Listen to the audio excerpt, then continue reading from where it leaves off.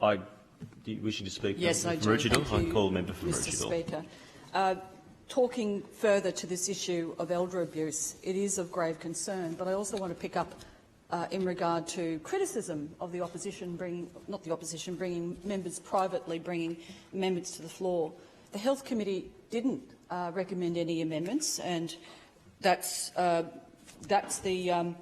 right of the majority members to do that. But the reality is there are significant concerns that have informed this debate and the recommendation around these amendments that are before the House from people who do care for the most vulnerable in our community. And some of those people have already raised, highly respected clinicians, that there is not access to palliative care.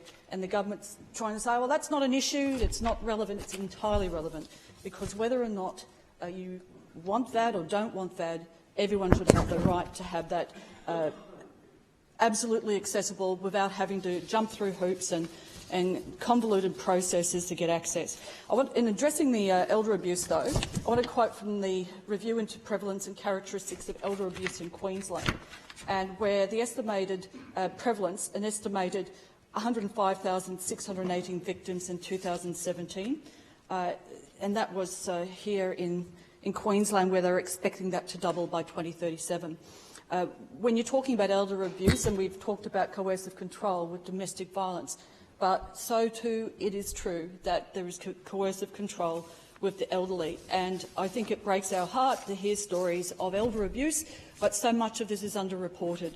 And unfortunately, this is an issue that still, I don't believe, has been adequately addressed. I did raise the issue of the disparity of access to palliative care with the Law Reform Commission, and in the briefing that we had ahead of this, and just making the point, there are people saying we don't have access, and the Law Reform Commission could not adequately address the issue of why there was a difference in legislation requiring access to VAD as an option 12 months out for those diagnosed with a terminal illness, but that same guarantee couldn't be provided for those who may choose to access palliative care.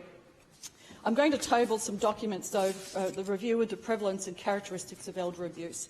It also addresses, and documents I won't table, some of the international figures around what happens in aged care.